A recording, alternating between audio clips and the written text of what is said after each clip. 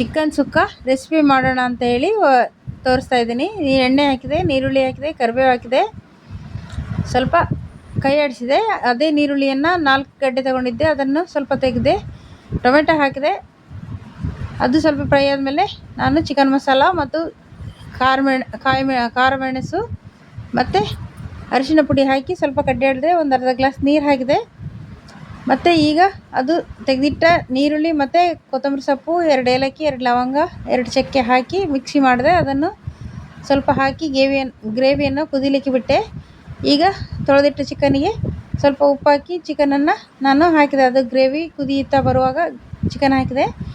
ಈಗ ಗ್ರೇವಿ ರೆಡಿಯಾಗಿದೆ. ಇದಕ್ಕೆ ನಾನು ಸ್ವಲ್ಪ ತೆಂಗಿನಕಾಯಿ ತುರಿಯನ್ನು ಹಾಕಿದೆ.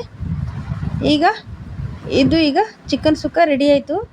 ತುಂಬ ಟೇಸ್ಟಿಯಾಗಿದೆ ಮಾತ್ರ. ಇದು ತುಂಬ ಚಪಾತಿ, ದೋಸೆ ಮತ್ತು ನೀರು ದೋಸೆ ಜೊತೆಗೆ ತುಂಬ ಚೆನ್ನಾಗಿರುತ್ತೆ, ಮತ್ತು ಅನ್ನಕ್ಕೆ ತುಂಬ ಚೆನ್ನಾಗಿರ್ತದೆ.